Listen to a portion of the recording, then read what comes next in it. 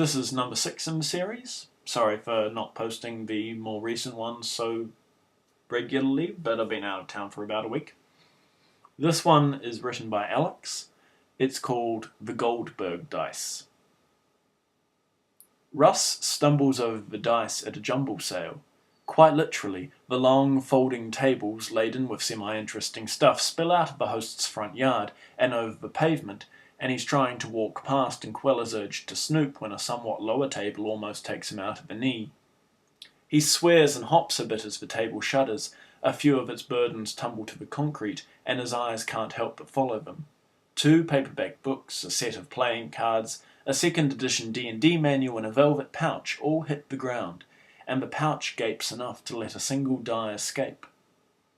Naturally, he picks it up, turning it in one hand as he uses the other to pile the books and cards back on the table. It's a D10, but he's taken aback at its weight and texture. It's pale, milky green, cold and smooth, the numbers carved into their respective facets in a bizarrely elegant font. It is, he would swear, jade. He bends down, knee twinging a bit, and picks up the pouch. 4 more D10s, all green and heavy. He's relieved that they aren't chipped from their tumble, and then puzzled because there are only 5 of them, and they're not even the kind of set you play D&D with, and then overwhelmed with temptation because there's a little sticker on the pouch that says $6, and, okay, unlike these dice, he's not made of stone. Unfortunately, he doesn't get a chance to play with them right away. He's too busy to start another game right now, even if he does want a chance to show off his pretty new dice. And, okay, that's maybe a bit silly, and he googled jade dice, and they are fairly easy to find, but none of the ones he saw online were anything like as elegant as these dice. Tolkienian elves would play with these dice. They feel special, or at least gratuitously well made. Still, it makes him sad to let them languish in a nubbly velvet pouch.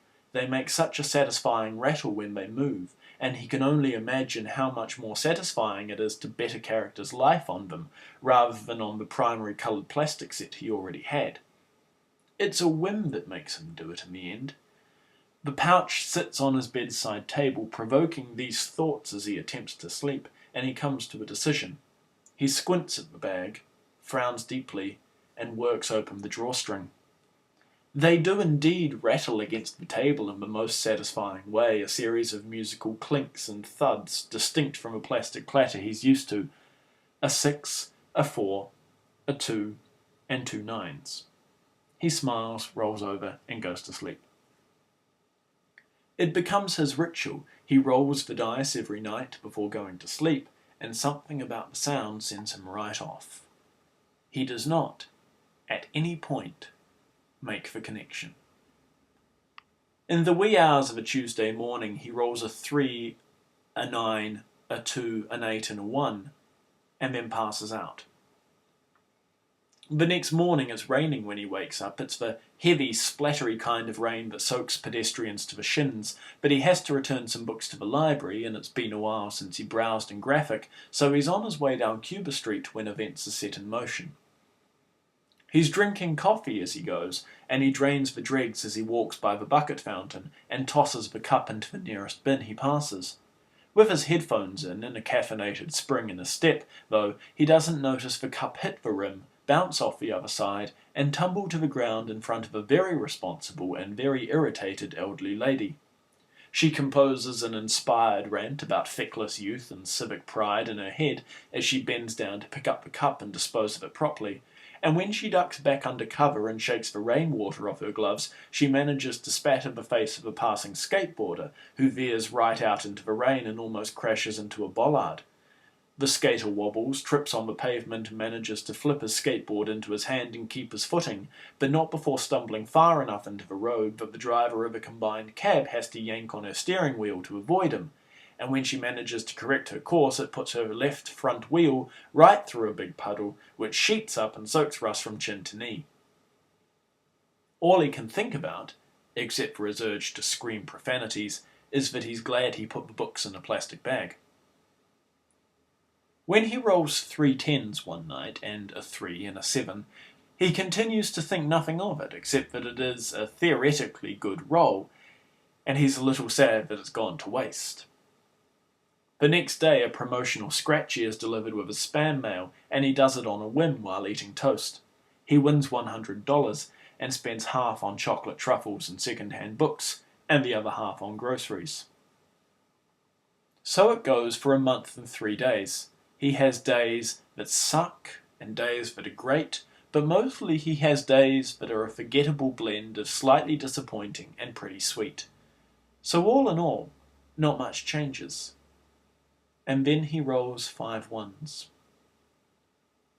All he was trying to do was cross the street. Officials discover the shorted-out traffic light on the lane nearest the cable car pretty quickly. Bystanders report the veering bus and the motorcyclist with birdshit on his visor and the drawn-out screech and thud. Some even bear witness to that spectacular pole vault-like flip that happened with the Glazer's ladder, and a gaggle of shocked lawyers out to lunch mutter about how easy it is to trip over the cobbles on that traffic island.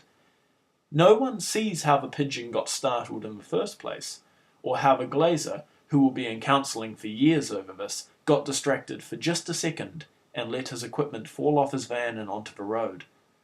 All any bystander really knows is that it takes an hour for the firemen to get Russ's battered body down from the electric lines, and that his face, frozen in an expression of horrified surprise, is all they see before they sleep for a very long time. They say that gods play games with the fates of men. Someone possibly should have asked about their system.